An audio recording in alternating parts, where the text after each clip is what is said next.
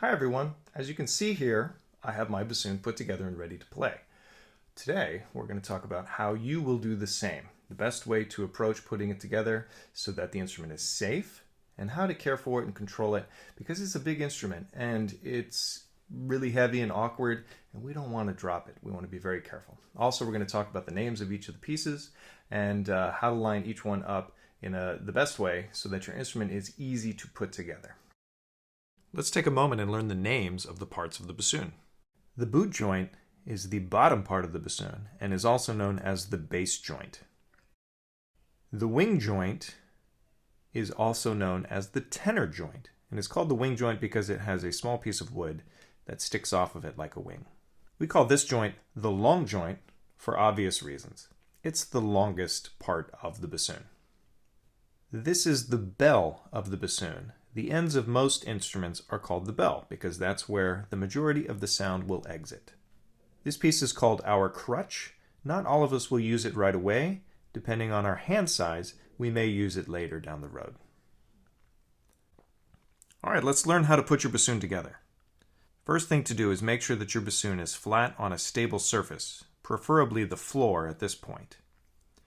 Make sure that the top side of the case is up. You don't want to accidentally open the case and have the bassoon fall out onto the floor. When you are sure that your case is in the correct position, carefully undo the latches and open the lid. In most bassoon cases, we will put our bassoon together by taking the pieces out starting farthest away from us and moving closer. Carefully take the boot joint out of the case and place it upright with the metal cap touching the floor and the holes facing up with the large hole on the left and the small hole on the right.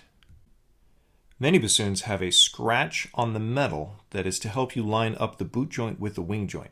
Find the scratch now. Next, we're going to take out the wing joint. This is often connected to the long joint by a body lock. We'll need to disengage the lock before you remove the wing joint from the case. Insert the part of the wing joint that has cork or thread on it into the smaller hole of the boot joint, which you have set up on the right side. Check to make sure that the scratch on the wing joint lines up with the scratch on the metal of the boot joint so that you know these two parts are lined up correctly. If you do not have scratches to line up, you will need to make sure that the curved intersection of the wing joint lines up with the curved larger hole in the boot joint. Next up is the long joint. Notice that it has two ends with cork or string. In this case, the left end is larger while the smaller end is on the right. When you take it out of the case, you're going to insert the smaller end, or the right side of it, into the larger hole of the boot joint. Line up the smooth side with the wing joint and make sure that the keys stay facing you. Many bassoons have a metal plate on the long joint that touches up against the wing part of the wing joint as seen here. Make sure that they touch each other and that there's not space between them. Also, make sure that the wing joint doesn't overlap on top of the metal plate.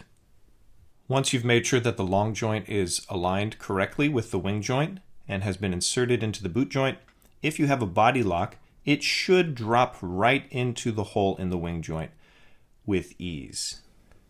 The final part of the bassoon body is the bell. When you take the bell out of the case, use your thumb to depress the one key that is on this part of the bassoon. When you place it onto the long joint, keep your thumb pressing down on this key so that the two parts of the key don't run into each other. Line it up directly and just push it directly onto the long joint. If your hands are the appropriate size to use a crutch, you will take that out of the case next. You will insert the stem of the crutch into the post on the boot joint, with the larger part of the crutch facing upwards. You may need to loosen the screw to insert the crutch and then tighten the screw again once the crutch is inserted all the way. Next, take your bocal out of your case. If you're not using it right away and you're going to be transporting your bassoon, you need to tuck your bocal into the bell with the end of it going into the bell first, leaving only the cork side out.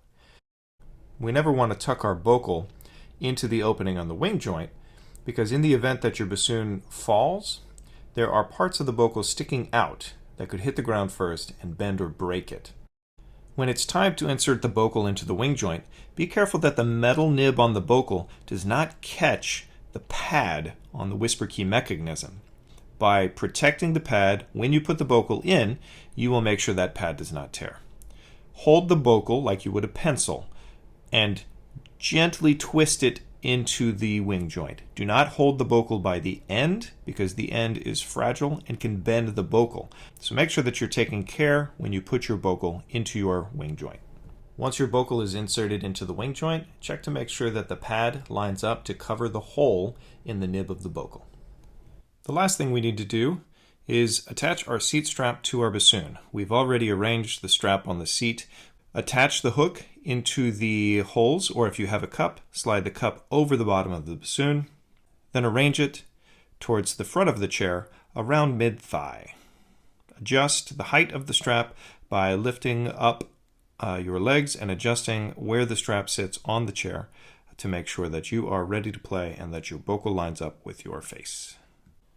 Alright, now that we've seen it step by step, let's watch what it's like to put a bassoon together all at once.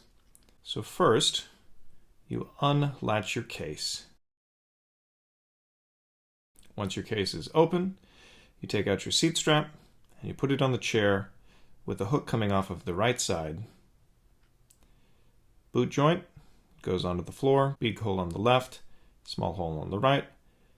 Wing joint goes into the small hole, lines up with the scratch. Long joint goes into the big hole. Make sure the metal plate touches the wing, then engage the body lock. Bell goes onto the top with our finger covering the key. If we use the crutch, we attach it to the boot joint. Then we grab our bocal very carefully, making sure that we do not catch the whisper key pad. Holding it like a pencil, we rotate it into the hole. Attach the bassoon to your seat strap, and you're ready to go. Alright, now it's your turn to put your instrument together. Pause at each screen and follow the instructions so that you can end up with an assembled bassoon at the end.